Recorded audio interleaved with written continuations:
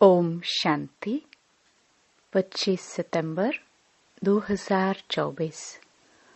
बाबा के महावाक्य।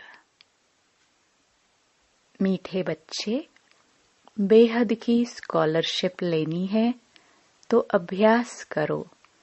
एक बाप के सिवाय और कोई भी याद न आए। प्रश्न। बाप का बनने के बाद भी यदि खुशी नहीं रहती है तो उसका कारण क्या है? उत्तर। पहला, बुद्धि में पूरा ज्ञान नहीं रहता। दूसरा, बाप को यथार्थ रीति याद नहीं करते।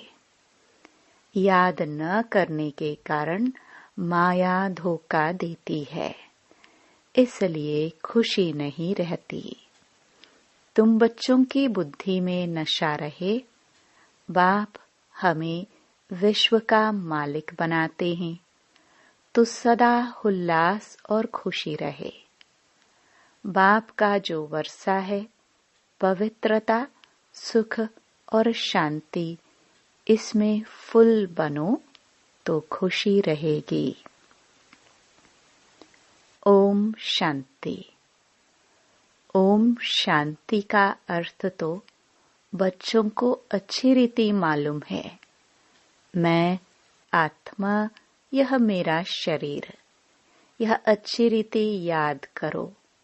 भगवान माना आत्माओं का बाप हमको पढ़ाते हैं। ऐसे कभी सुना है? वह तो समझते हैं श्री कृष्ण पढ़ाते हैं, परंतु उनका तो नाम रूप है ना। यह तो पढ़ाने वाला है निराकार बाप। आत्मा सुनती है और परमात्मा सुनाते हैं। यह नई बात है ना। विनाश तो होने का ही है ना। एक है विनाश काले विपरीत बुद्धि, दूसरे हैं विनाश काले प्रीत बुद्धि। आगे तुम भी कहते थे ईश्वर सर्वव्यापी है, पत्थर भीतर में है। इन सब बातों को अच्छी रीति समझना है। यह तो समझाया है आत्मा अविनाशी है, शरीर विनाशी है। आत्मा कभी घटती बढ़ती नहीं। वह है इतनी छोटी आत्मा। इतनी छोटी आत्मा ही 84 जन्म लेकर सारा पाठ बजाती है। आत्मा शरीर को चलाती है। ऊंच ते ऊंच बाप पढ़ाते हैं तो जरूर मर्तबा भी ऊंच मिलेगा। आत्मा ही पढ़कर मर्तबा पाती है। आत्मा कोई देखी नहीं जाती। बहुत कोशिश करते हैं कि देखे आत्मा कैसे आती है, कहाँ से निकलती है, परंतु मालूम नहीं पड़ता है। करके कोई देखे भी तो भी समझ नहीं सकेंगे। यह तो तुम समझते हो आत्मा ही शरीर में निवास करती है। आत्मा अलग है, जीव अलग है। आत्मा छोटी बड़ी नहीं होती है। जीव छोटे से बड़ा होता है। आत्मा ही पतित और पावन बनती है। आत्मा ही बाप को बुलाती है, हे पतित आत्माओं को पावन बनाने वाले बाबा आओ। यह भी समझाया है सभी आत्माएं हैं ब्राइड्स, सीताएं, और वह है राम, ब्राइड ग्रूम एक।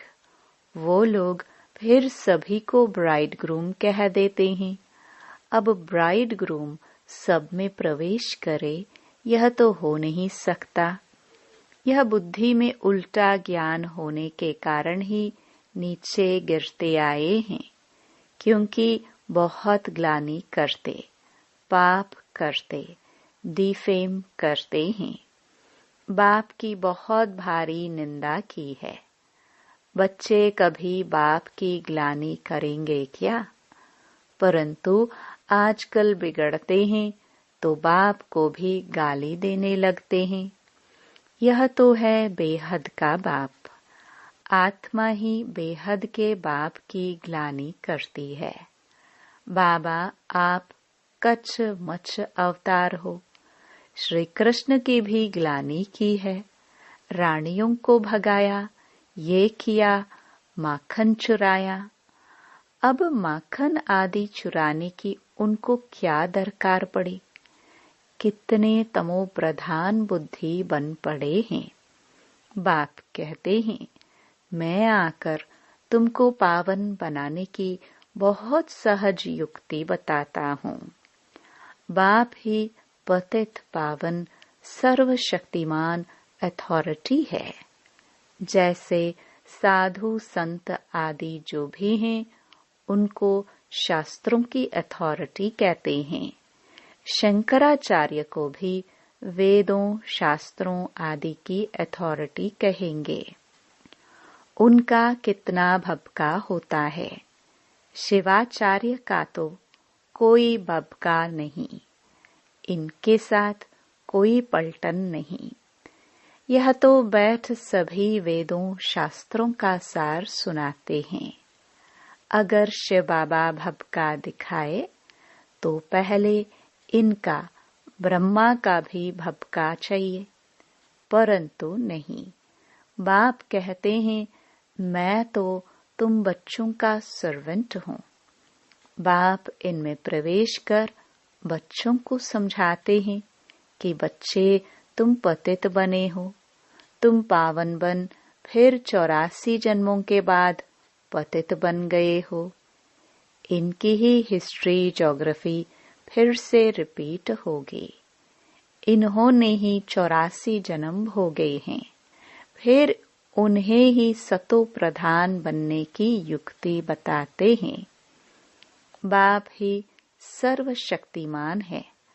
ब्रह्मा द्वारा सभी वेदों शास्त्रों का सार समझाते हैं। चित्रों में ब्रह्मा को शास्त्र दिखाते हैं, परंतु वास्तव में शास्त्रों आदि की बात है नहीं। न बाबा के पास शास्त्र है, न इनके पास, न तुम्हारे पास शास्त्र हैं। यह तो तुमको नित्य नई नई बातें सुनाते हैं। यह तो जानते हो कि सभी भक्ति मार्ग के शास्त्र हैं। मैं कोई शास्त्र थोड़ी सुनाता हूँ। मैं तो तुमको मुख से सुनाता हूँ। तुमको राजयोग सिखाता हूँ, जिसका फिर भक्ति मार्ग में नाम गीता रख दिया है। मेरे पास व तुम्हारे पास कोई गीता आदि है क्या? यह तो पढ़ाई है। पढ़ाई में अध्याय श्लोक आदि थोड़े होते हैं। मैं तुम बच्चों को पढ़ाता हूँ। हूबहू कल्प कल्प ऐसे ही पढ़ाता रहूंगा। कितनी सहज बात समझाता हूँ। अपने को आत्मा समझो। यह शरीर तो मिट्टी हो जाता है। आत्मा अविनाशी है। शरीर तो घड़ी घड़ी जलता रहता है। आत्मा एक शरीर छोड़ दूसरा लेती है। बाप कहते हैं, मैं तो एक ही बार आता हूँ। शिवरात्रि मनाते भी हैं। वास्तव में होना चाहिए शिव जयंती, परंतु जयंती कहने से माता के गर्भ से जन्म हो जाता है, इसलिए शिव रात्रि कह देते हैं। द्वापर कलयुग की रात्रि में मेरे को ढूंढते हैं, कहते हैं सर्वव्यापी हैं, तो तेरे में भी है ना, फिर धक्के क्यों खाते हो? एकदम जैसे देवता से आसुरी संप्रदाय के बन जाते हैं। देवताएं कभी शराब पीते हैं क्या? वही आत्माएं फिर गिरी हैं तो शराब आदि पीने लग पड़ी हैं। बाप कहते हैं, अब इस पुरानी दुनिया का विनाश भी जरूर होना है। पुरानी दुनिया में है अनेक धर्म, नई दुनिया में है एक धर्म। एक से अनेक धर्म हुए हैं, फिर एक जरूर होना है। मनुष्य तो कह देते कलयुग में अभी 40,000 वर्ष पड़े हैं। इसको कहा जाता है घोर अंधियारा। ज्ञान सूर्य प्रगटा, अज्ञान अंधेर विनाश। मनुष्यों में बहुत अज्ञान है। बाप ज्ञान सूर्य, ज्ञान सागर आते हैं तो तुम्हारा भक्ति मार्ग का अज्ञान मिट जाता है। तुम बाप को याद करते करते पवित्र बन जाते हो, खाद निकल जाती है। यह है योग अग्नि। काम अग्नि काला बना देती है। योग अग्नि अर्थात शिव बाबा की याद गोरा बनाती है। श्री कृष्ण का नाम भी रखा है श्याम सुंदर, परंतु अर्थ थोड़े ही समझते हैं। बाप आकर अर्थ समझाते हैं। पहले पहले सतयुग में कितने सुंदर हैं। आत्मा पवित्र सुंदर है तो शरीर भी पवित्र सुंदर लेती है। वहाँ कितना धन दौलत सब कुछ नया होता है।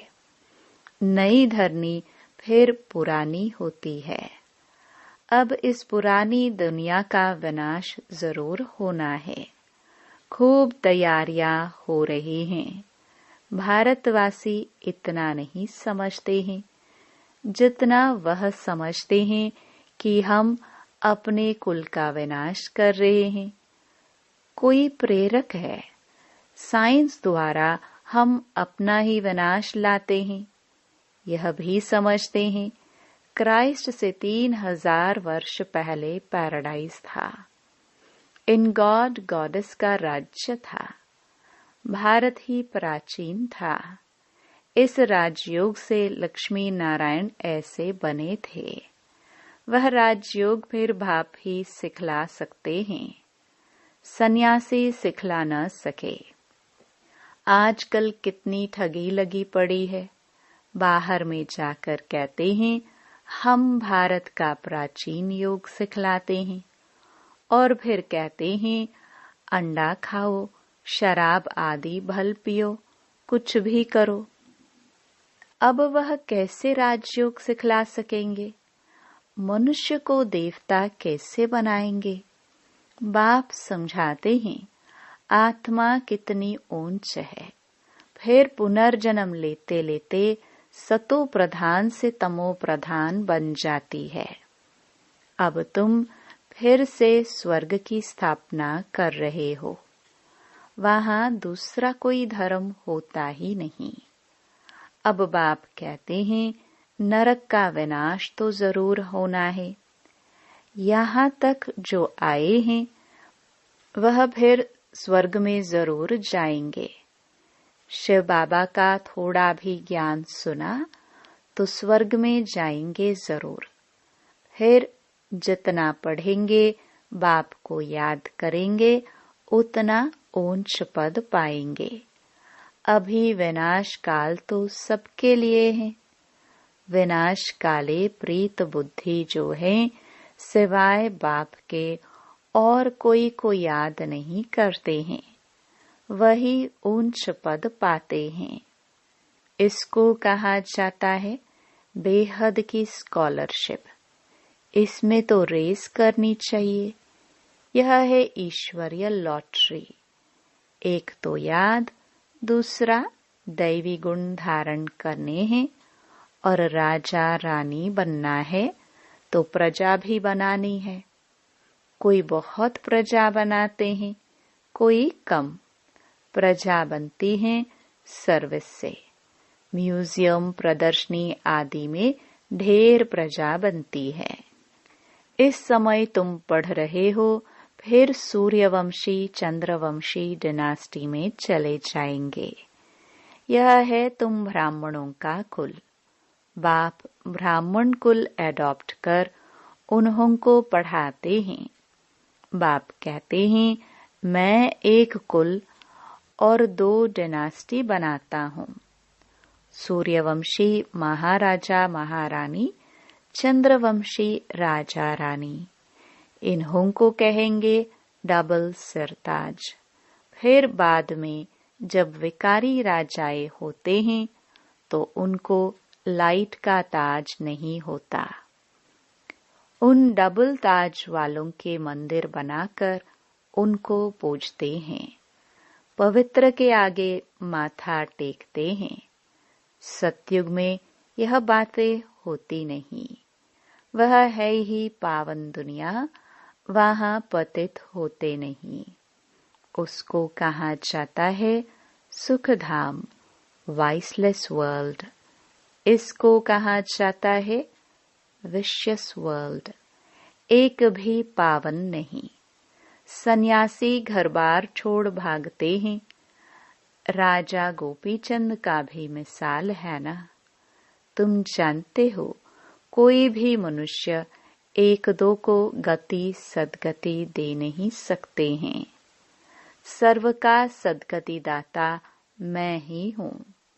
मैं आकर सबको पावन बनाता हूँ। एक तो पवित्र बन शांति धाम चले जाएंगे और दूसरे पवित्र बन सुख धाम में जाएंगे। यह है अपवित्र दुख धाम। सतयुग में बीमारी आदि कुछ भी होती नहीं। तुम उस सुखधाम के मालिक थे, फिर रावण राज्य में दुखधाम के मालिक बने हो। बाप कहते हैं कल्प कल्प तुम मेरी श्रीमत पर स्वर्ग स्थापन करते हो, नई दुनिया का राज्य लेते हो, फिर पतित नरकवासी बनते हो। देवताए ही फिर विकारी बन जाते हैं, वाम मार्ग में गिरते हैं। मीठे मीठे बच्चों को बाप ने आकर परिचय दिया है कि मैं एक ही बार पुरुषोत्तम संगम युग पर आता हूँ। मैं युगे युगे तो आता ही नहीं हूँ, कल्प के संगम युगे आता हूँ, न कि युगे युगे। कल्प के संगम पर क्यों आता हूँ? क्योंकि नरक को स्वर्ग बनाता हूँ। हर 5000 वर्ष बाद आता हूँ। कई बच्चे लिखते हैं बाबा हमको खुशी नहीं रहती है, उल्लास नहीं रहता है। अरे बाप तुमको विश्व का मालिक बनाते हैं, ऐसे बाप को याद कर तुमको खुशी नहीं रहती है। तुम पूरा याद नहीं करते हो तब खुशी नहीं ठहरती है।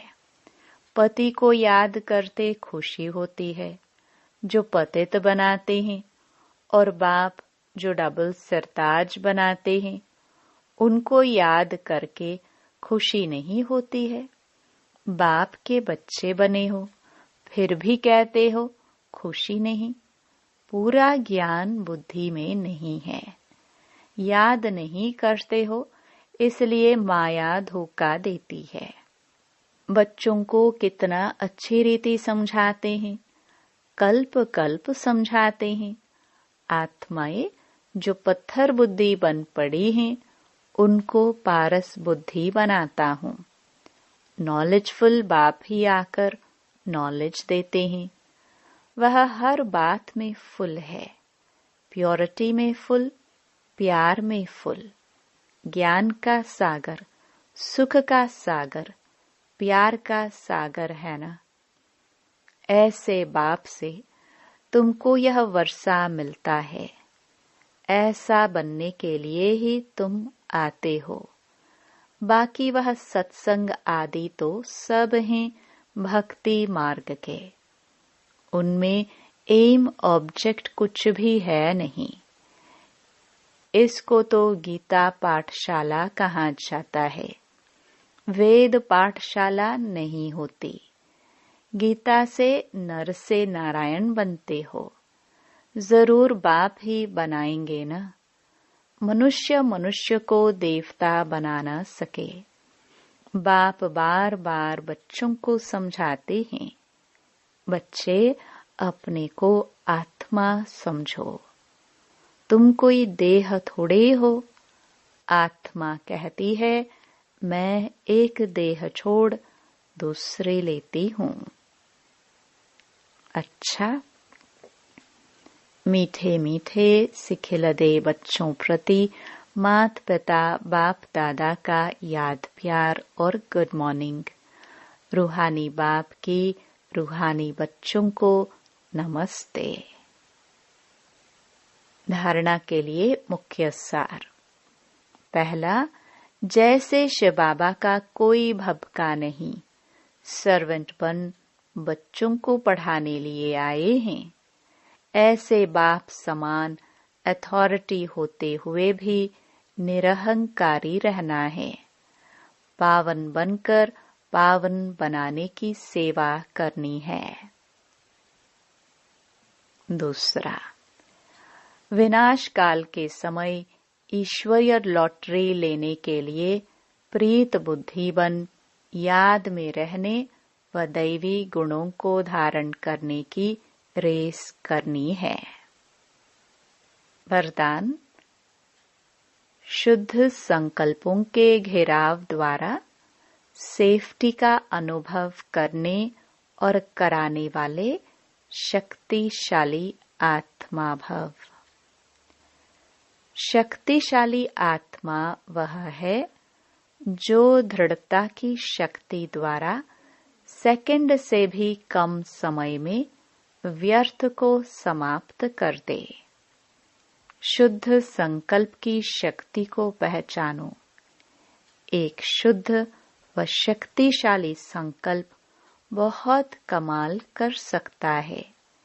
सिर्फ कोई भी दृढ़ संकल्प करो तो दृढ़ता सफलता को लाएगी।